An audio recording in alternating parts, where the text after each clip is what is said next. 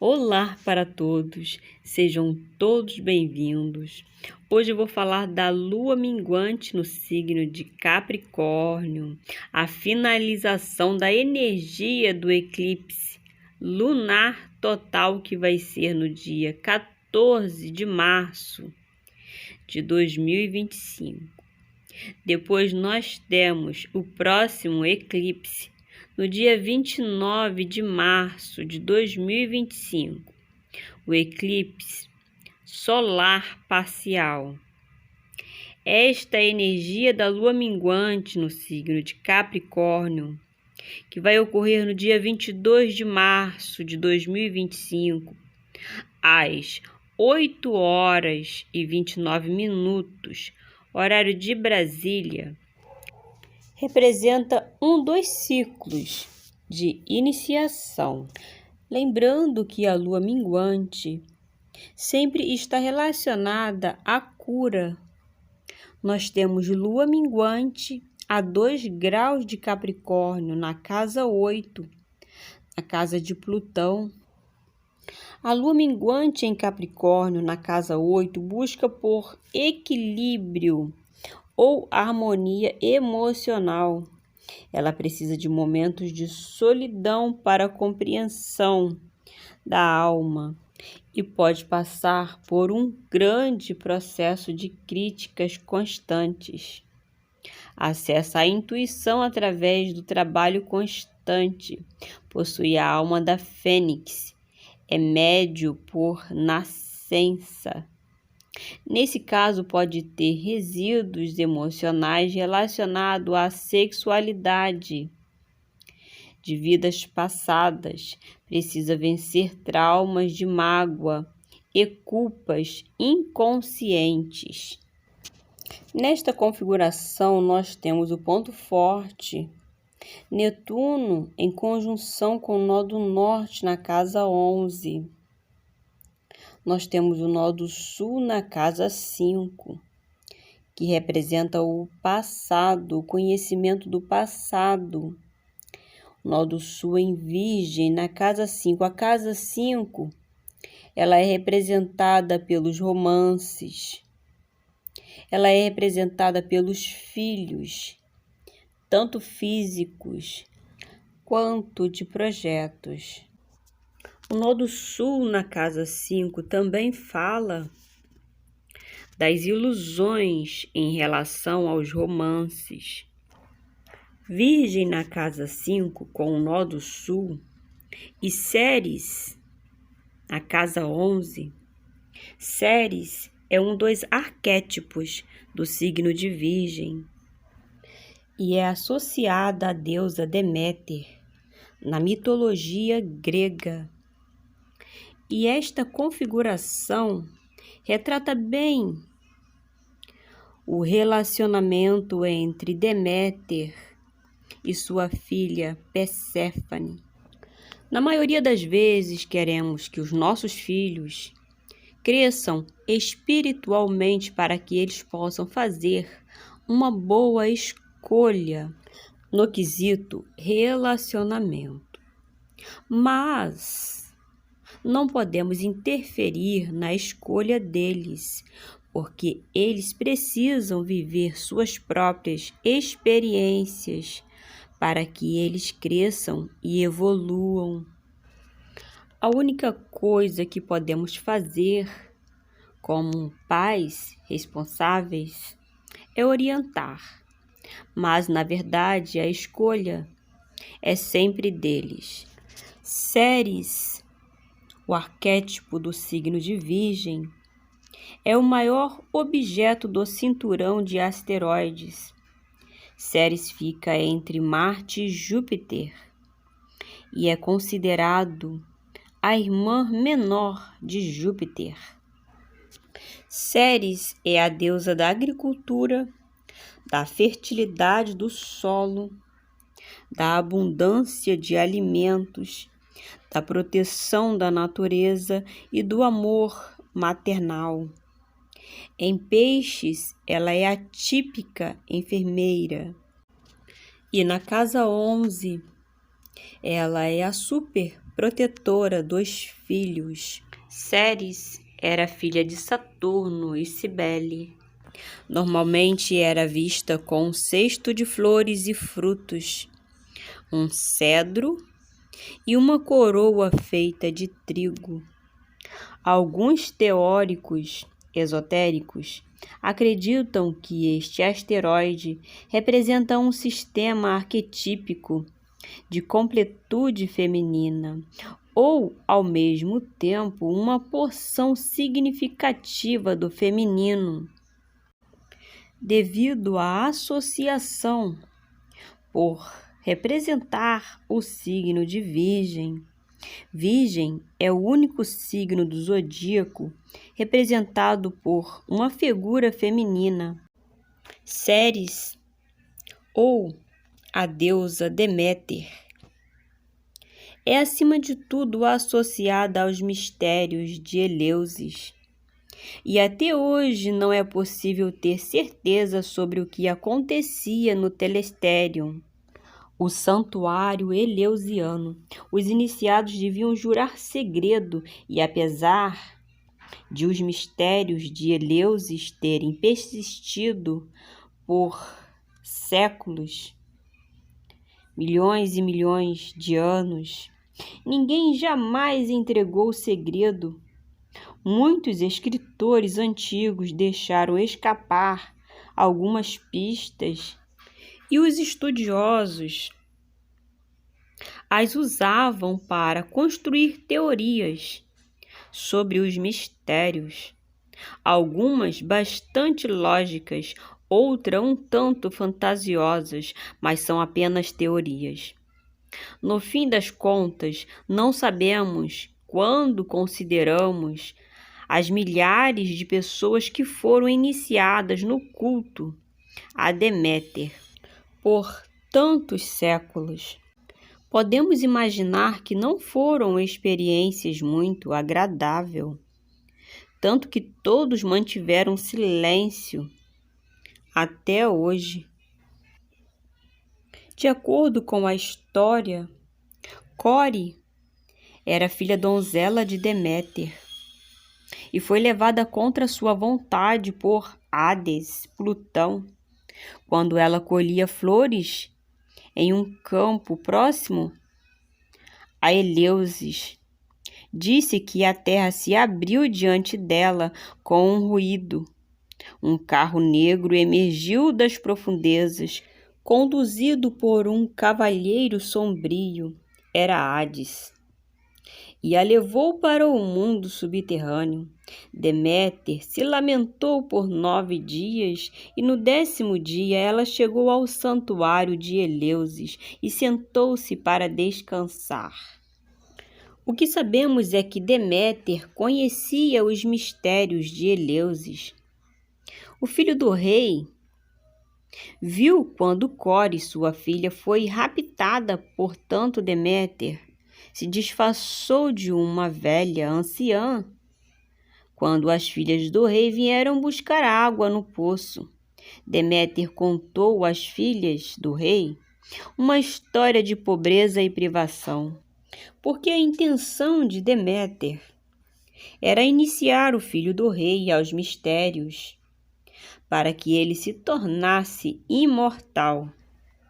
A história não diz, mas provavelmente a intenção dela, talvez, era que o filho do rei, se tornando imortal, poderia trazer sua filha Core do mundo dos mortos. E devido à história triste, as filhas do rei decidiram que a velha anciã poderia ser uma excelente ama para seu irmãozinho, e Deméter começou o trabalho de iniciação ao filho do rei. Todas as noites, quando seus pais dormiam, mas uma certa noite a rainha estava desperta. Entrou no quarto e estragou tudo, acabando com a chance de tornar o filho do rei de Eleusis imortal. Deméter iniciou um pranto dolorido, pois era impossível um mortal entrar no mundo dos mortos e sair vivo de lá. Então Deméter pediu ao rei Celeus que construísse um templo para ela em Eleusis. Ali se sentou, proibindo que a terra desse fruto. As folhas murcharam e secaram, dando início ao inverno. A humanidade, por fim, estava em perigo de extinção. Zeus, ouvindo as orações dos mortais, enviou o mensageiro dos deuses, Hermes, Mercúrio, ao mundo subterrâneo para pedir a libertação de Core. Hades consentiu em entregar, pois ela ainda não havia provado da comida dos mortos, ou seja, das sementes da romã. Sabemos que a romã representa uma aliança, um pacto, a união entre algo ou alguém. E ao provar o fruto proibido, ela seria impedida de retornar à terra. Portanto, a moça aprontou-se para seguir Hermes de volta ao mundo da luz. Mas então um dos sombrios jardineiros dos infernos surgiu e revelou que Core, na verdade, comera 7 sementes da romã e era preciso chegar a um acordo. Foi quando deu-se início às estações. A decisão foi que Core passaria 3 meses de cada ano no mundo subterrâneo e 9 sobre a terra.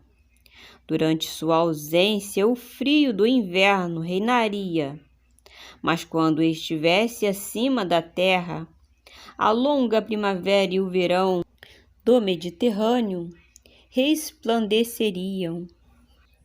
E mesmo assim, ela ainda era a rainha do reino escuro, e por isso seu nome não seria mais Core, a donzela, mas sim Perséfone. A moral da história é que o processo ligado a Ceres enquanto mãe nos ensina que nossos filhos crescem e se vão. Sentimos a dor da separação. A diferença é que Deméter recupera sua filha Core, um retorno simbólico, porque o mito relata o rito de passagem da criança Core ao mundo adulto Perséfone. Portanto, os iniciados de Eleusis não se identificam com Perséfone, mas sim com a própria Deméter. Os candidatos jejuavam assim como Deméter. Os iniciados bebiam uma mistura de água de cevada, assim como Deméter a fizera. Essa bebida provavelmente era alucinógena e talvez contivesse o cogumelo, amanita, muscária, enfim, a carne dos deuses, o alimento de Dionísio, a ambrosia, em sânscrito, amrita dos deuses. A bebida era servida aos deuses. Em seguida, seguia-se uma dança e o que acontecia depois não foi revelado. O que sabemos através dos relatos é que tanto os deuses quanto seus principais inimigos, os demônios, precisavam da maravilhosa bebida amrita para manter sua imortalidade e eterna juventude. Enfim, a lua minguante no signo de Capricórnio, a 2 graus de Capricórnio, o sol a 2 graus diárias. Representa o seu poder de cura ou de curar. A lua minguante em Capricórnio representa a mestra, a professora de yoga, a iniciadora com o conhecimento do passado. O ponto forte é Netuno em conjunção com o nó do norte. Quem tem esta posição em sua mandala astrológica individual não precisa necessariamente do néctar dos deuses, porque ela já traz em sua composição o poder da revelação. O desafio é a ilusão. O lado positivo é que eles vivem em estado meditativo conectado ao plano espiritual. Essas pessoas recebem e expressam os poderes de reflexão. Eles tentam distinguir a verdade da ilusão. Eles liberam tudo que não transmite autenticidade e valorizam o que é autêntico, ou seja, eles são verdadeiros, legítimos e genuínos. São real, positivo. Eles representam o eterno presente de tudo que flui ciclicamente, envolvendo o passado e o futuro. São pessoas transparentes e agem com os outros, refletindo-os como espelhos, que você olha e consegue identificar suas características. Mas eles precisam estar em harmonia para refletir os outros, sem machucar ou ofender. Sua missão é refletir.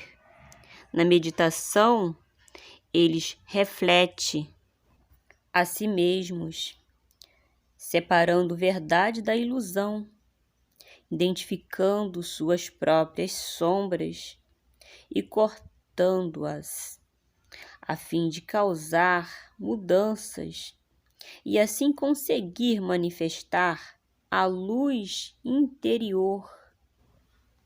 O lado desafiador desta configuração é luta interna, confronto, ilusão.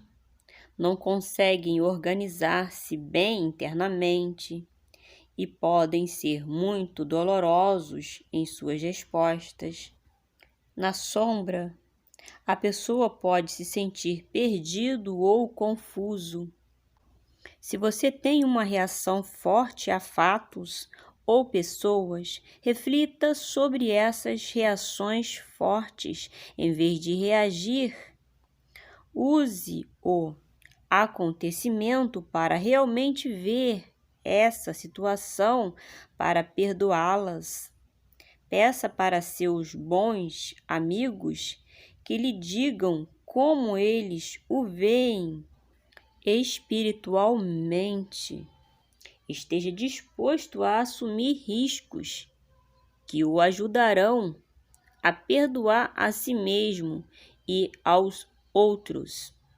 Conte consigo mesmo e com sua sombra. Livre-se dos emaranhados da ilusão mental.